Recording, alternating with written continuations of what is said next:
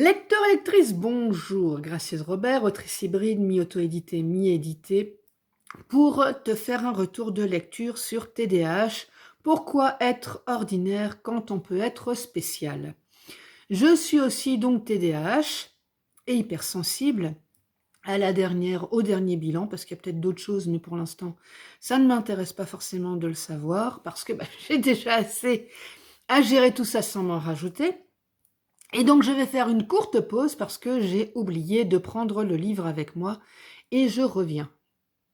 Voilà, pour tout expliquer, je ne fais pas de montage parce que tout simplement, je suis déjà autrice et j'écris beaucoup de choses et je fais déjà pas mal de choses. Donc je n'ai pas de temps à accorder au montage. Et du coup, je fais la vidéo comme ça et quand j'ai besoin de faire une pause, je le dis parce que je trouve ça un peu plus naturel. C'est un peu comme si je faisais un retour en live, quoi, quelque part. Alors voilà le livre dont je parle. Alors bien sûr, il est à l'envers, hein, mais sur la photo, il sera à l'endroit. Il a été écrit par Joanne Lévesque et Sylvain Guimont. Alors, au niveau du résumé, vous êtes-vous déjà demandé, suis-je normal ou, plus troublant encore, mon enfant est-il normal? Or, la vraie question que nous nous posons serait plutôt, suis-je différent ou mon enfant est-il différent? En réalité, chacun de nous est unique et spécial, ce qui donne sa beauté à notre monde. Cependant, la crainte de sortir du rang nous a amenés collectivement à identifier nos différences et à les cataloguer. La société a alors diagnostiqué des pathologies parfois insensées, sinon dangereuses, et aux conséquences trop souvent malheureuses pour nous, nos enfants et notre avenir. Nos différences sont devenues des problèmes à traiter, marquant une intolérance de plus en plus grande face au TDAH, à l'anxiété et à la dépression ou à la dyslexie. Il faut maintenant changer nos perspectives et revoir nos préjugés, dédramatiser sans minimiser, afin plutôt de célébrer la différence et ce qui nous rend tous uniques. Avec TDAH, pourquoi être ordinaire quand on peut être spécial? Aucune accusation ou tentative de classification, seulement le désir de comprendre et d'apprécier la différence pour la vivre pleinement. Ce livre veut démystifier la complexité du cerveau, proposer des solutions et des trucs simples, efficaces et accessibles qui vous permettront d'être spécial. Alors donc au niveau de la partie narrative, eh bien c'est un ouvrage qui se veut un livre de conseils pour les TDAH à destination des parents ou des concernés. Alors depuis tout à l'heure, je parle de TDAH, mais déjà ce serait bien que je dise exactement ce que c'est. Donc c'est le trouble de l'attention avec hyperactivité ou non. Et donc c'est le genre de personne comme moi qui, par exemple, pendant que je suis en train de vous parler, a la cervelle qui est déjà partie sur autre chose, qui a, par exemple, des photos de masterclass à réaliser, qui a son petit PC à côté qui se dit « Ah bah oui, il ne faut pas que j'oublie de faire ça », qui a son petit chapeau pour le prochain retour de lecture, parce que pour les retours de lecture de 2022, j'aurai un nouveau chapeau, qui est en train de penser à autre chose, et qui voit un papillon passer, et qui a la cervelle qui est déjà partie ailleurs. Voilà ce que c'est un TDAH. C'est-à-dire que notre attention n'est pas focalisée du tout, et très rarement. Et ça peut être un handicap, comme ça peut être quelque chose de sympa, parce qu'on a la cervelle qui fait pom, pom, pom, pom. Donc après, bon, c'est clair qu'on est assez difficile à suivre et que pour l'entourage, c'est pas toujours très simple. Pour nous non plus d'ailleurs, hein, parce que on fait énormément de choses en très peu de temps, mais on a une très grosse tendance à ne pas les terminer, ce qui est extrêmement pénible pour tout le monde. Au niveau des trucs administratifs et tout ça, on les a en sainte horreur, enfin en tout cas pour moi. Et donc, ce livre explique plein de choses par rapport à ça. Ça parle des personnes qui sont atteintes de ce trouble. Alors, personnellement, le côté trouble, le côté maladie et tout ça, ça me dérange. C'est vrai qu'il y a des enfants hyperactifs, les vrais, hein. Attention, parce que je vais essayer de ne pas m'énerver, mais il y a des enfants qu'on dit hyperactifs, ok, mais un enfant, c'est un enfant. Donc, ce sont des petits êtres qui débordent d'énergie et qui passent d'une activité à l'autre très vite. Oui, parce que la capacité d'attention d'un enfant est très courte au début. elle évolue au fur et à mesure de son âge, mais quand c'est un enfant qui a moins de 2 ans, on va dire et encore oui, par là, on va pas lui donner des activités qui vont durer 10 minutes. Pour eux, c'est déjà trop long. C'est normal. Ce ne sont pas des enfants hyperactifs. Ce sont juste des enfants qui ont moins de 2 ans et qui donc vont passer d'une activité à l'autre très vite. Si nous n'avons pas la patience de passer du temps avec ces enfants, d'accord, mais nous ne sommes pas médecins ou habilités à dire que l'enfant est hyperactif. Voilà, cette parenthèse étant fermée, parce que c'est quelque chose qui m'énerve beaucoup, comme tu le constates, lecteur, lectrice, il y a cette grande mode de tout le monde est hypersensible, hyperactif, hyper je ne sais quoi. OK, alors peut-être que ça réconforte les gens qui le disent ou qui le pensent, d'accord, mais alors je vais pas dire qu'il y a les vrais et il y a les faux, c'est pas la question, c'est la question que je ne veux pas, que ce terme soit galvaudé parce que ça me dérange énormément. Parce que pour les personnes qui sont vraiment comme ça, du coup, ils souffrent de plein de préjugés qui vont parfois les bloquer sur d'autres choses, alors que, bah, ils ont juste besoin d'être reconnus dans leur singularité parfois. C'est juste ça, quoi. Et les gens qui sont hyperactifs ou qui ont des troubles de l'attention, ils ont juste besoin qu'on les reconnaisse parce que eux sont vraiment hyperactifs ou ont vraiment des troubles de l'attention. Et c'est pas des débiles, c'est juste des gens qui ont ce problème.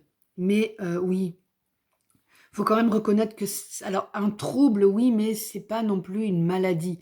C'est pas des gens qui vont aller tuer quelqu'un ou qui vont devenir subitement, dangereux pour eux-mêmes ou pour les autres, voilà. C'est dans ce sens-là que ça me dérange, c'est que c'est pas non plus une maladie mentale ou quoi et c'est quelque chose qui n'est pas dans la norme, d'accord, mais c'est pas non plus quelque chose qui est handicapant au quotidien. Faut pas non plus dramatiser l'histoire. Et venons-en à mon avis justement par rapport à ce bouquin qui a été écrit par des auteurs canadiens. Alors d'un côté, ce livre explique beaucoup d'éléments sur le trouble. Il y a des personnes qui l'appellent une qualité. Alors moi j'hésite. Parfois c'est une qualité, parfois c'est un trouble. Parce que quand je me retrouve à la fin de ma journée à avoir fait plein de trucs, ah ouais d'accord, oui, mais à ne rien avoir terminé parce que finalement, bah, j'ai fait tellement de trucs que j'ai pas pris le temps de terminer les choses, là, c'est un trouble. Parce que voilà quoi, finalement, bah, j'ai fait plein de trucs, oui, mais j'ai rien fait parce que rien n'est fini. Une qualité parce que je suis capable de réagir extrêmement vite. Tu vas me parler d'un problème ou quoi et paf, paf, ça y est, je t'ai déjà trouvé 3 solutions quoi, en un quart de seconde. Alors toi, tu es juste en train de réaliser qu'il y a un problème, que moi, ça y est, je suis déjà passée à autre chose, quoi. Je suis déjà en train de passer à la solution et qu'est-ce qu'on va faire pour le résoudre? Et je suis quelqu'un qui est extrêmement dynamique, extrêmement énergique, ce qui peut épuiser les autres. Je le comprends, je le conçois. Et je vais percuter, enfin ma pensée va percuter très, très vite et les gens vont dire: «Mais attends, mais toi, tu es passé du coq à l'âne comme ça et moi, j'ai même pas suivi ton chemin, quoi». C'est normal. Voilà. Et donc, là, nous avons un point de vue médical et scientifique parce que ce sont donc un neuropsychologue et un psychologue du sport qui parlent. Et ça, c'est très intéressant parce que donc la docteure Joanne Levesque est neuropsychologue et elle a instauré le neurofeedback au Québec en 2002. Et donc, c'est quelque chose qu'elle pratique énormément pour améliorer les capacités d'attention, diminuer l'hyperactivité, l'impulsivité et l'anxiété des gens, parce que c'est vrai que c'est quand même quelque chose qui est assez anxiogène, ça je le reconnais. Et donc le docteur Sylvain Guimond, il est chroniqueur à l'Antichambre, il est auteur du best-seller Vivre ses rêves, Pourquoi PAS et d'autres livres, et donc il est docteur en psychologie du sport. Donc nous avons un point de vue médical et scientifique, c'est pas des gens qui ont rêvé des trucs comme ça ou qui vont nous dire de prendre de la poudre de perlimpinpin et avec une pincée de poussière d'étoile pour aller mieux, ou de prier autant d'heures par jour ou de méditer dans telle position pour aller mieux. Non, non, ils ont vraiment des éléments concrets. et c'est intéressant. Moi, ce qui m'a un peu dérangée quelque part, c'est que c'est essentiellement des pistes pour les enfants. Alors, OK, c'est très bien. Moi, je suis un peu dubitative par rapport à ça. Pardon, j'ai un mal de gorge qui ne passe pas. J'ai perdu ma voix pendant quelques jours, c'est pour ça que j'ai pas pu faire mes retours de lecture comme je voulais, pour tout dire. Et donc, pour en revenir à mon fameux ouvrage, bah, c'est pour les parents qui s'inquiètent pour les enfants, les grands-parents qui s'inquiètent pour les enfants, les tantes et les oncles qui s'inquiètent pour les enfants, ou voilà, les parents marraines, etc. Bah, j'en passe, mais par contre, moi, je ne suis plus une enfant, en tout cas physiquement, non. Dans ma tête, parfois, oui, mais voilà. J'aurais bien voulu avoir quelques trucs pour les adultes. Ça pourrait être bien.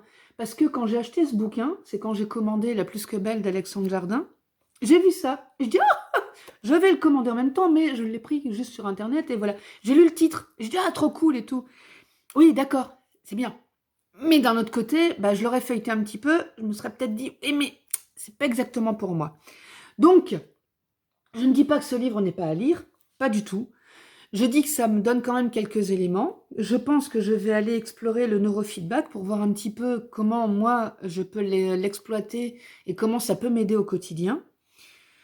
Ce que je lui reconnais aussi, c'est que les scientifiques canadiens sont plus avancés, enfin là c'est des Québécois en l'occurrence, vu que le livre est écrit en français et que la docteure Lévesque est au Québec, mais soit, ils sont plus avancés sur les recherches dans la neuro que nous, enfin que le continent, on va dire, parce que là je parle de la France et essentiellement la France et la Belgique, mais voilà.